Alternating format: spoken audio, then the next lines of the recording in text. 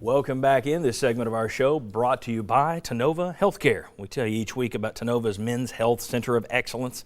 They do a great job of helping men deal with prostate cancer, but Tennova offers programs of all kinds for all kinds of groups. Health and fitness classes, senior services, support groups, women's health, childbirth preparations. Do what I do whenever there's a medical need. Call Tennova. Trust Tennova. Tennova.com is where you can learn more about Tennova Healthcare. All right, I want to welcome in some happy VFLs today. It's good. You guys have been moping the rest of the year. We got David Ligon, former Vol offensive line. Will Overstreet's back. Former Vol quarterbacks down there, Bobby Scott and Sterling Hinton. And Sterling, I'll let you open it, baby. You picked him. You pick him every week, so that may be a bit of a cheat, but still, you got it.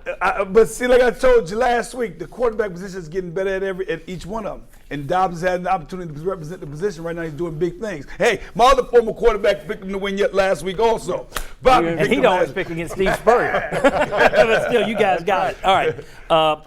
We've done necessary roughness in this segment in the past, and we've picked some nits. Hell with that. Let's do necessary kindness today. I'm going to let you guys throw some praise out. They won. Everybody's in a good mood. Throw some praise at some guys. And, David, I'm going to start with you and see if you can mention the whole O-line if you want, but Jacob Gillum, to me, he's made a difference in there, and he's playing on one bum knee. If you're glad for anybody, it's got to be Jacob Gillum. You know, I think it's fitting for us to go with the offensive lines. We've given them a hard time, but, you know, they're getting help, and that's what's improving is they're getting help from running backs chipping on the defensive ends. Josh Dobbs, his ability to move in the pocket is helping them out. And Jacob Gillum, getting him back, a guy with one ACL, is out there playing. That's pretty impressive. Yeah, the thing is, you look at it and you say Dobbs helps him. He certainly does. Mm-hmm. Tackle play is better. There's no question about that. And even when they are getting someone, when they get pressure on Dobbs and he has to dance around it, you're still not seeing, he can dance around it because it's typically one guy. It's no longer three guys and there's nowhere to run. So they have shown improvement, I think. Guys, who would you throw a little praise to? Go ahead. As a defensive end, and seeing so many years where quarterbacks could stand and their jersey looked the exact same at the end of the game as it came out, to see South Carolina's quarterback have to scream at the official about late hits and about getting tough and getting people on top of him. And then there's something different about wanting to win, and then at the end of that ball game, Majid and Barnett taking it into their hands and putting that game away. Two defensive linemen took it away. And I can say this, Barnett, 3 sacks.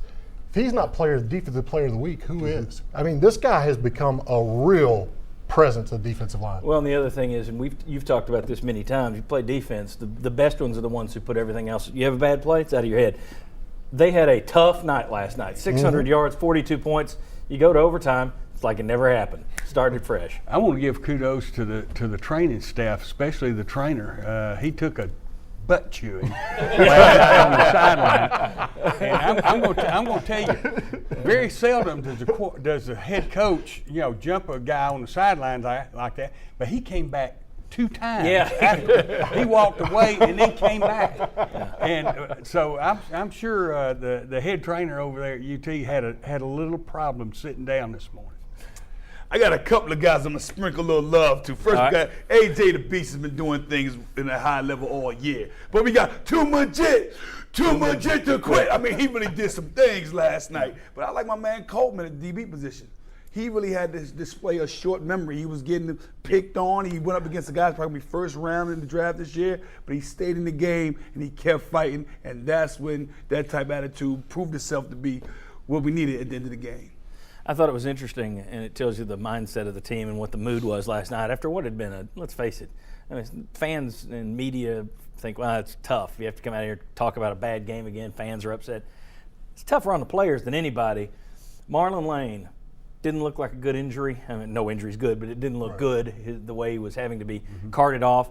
After the game, if you stuck around and watched the end of it, 2 of his teammates are carrying him off like Tiny Tim because he can't put any weight on that leg. He's got a smile across his face that is just like a Cheshire cat. And I think that shows just how much that team, much less the fans, needed that victory last night. I mean, if you can have your leg snapped and still be walking out or carried out with a big smile, I think that tells you how important that game was. Absolutely. Right. Absolutely. Guys, I want to save a little time for this next segment. Do any other attaboys want to throw out? Hi, attaboys across the board, baby. Okay. All right. Well, here's one. on Twitter yesterday, and this is true of every offensive coordinator everywhere, Mike Bajakian didn't have a positive word said about him. This was a bad call, that was a bad call, this is dumb, this was dumb. The guy's offense put up 600 yards yesterday, 45 points. Now, granted, Carolina's been pretty bad, but here's an attaboy to Mike Bajakian, who takes a lot of heat in that position, a position that nobody ever loves. That offense deserves a round of applause after last night, because last night it was the offense that won that game. All right, when we come back, we're going to look forward. 6 position groups for Tennessee football. Looking at the roster moving into 2015, where do we buy stock? Where would we sell stock? Come on back on the Sports Source. Quality, quick. Trust Fast Frame.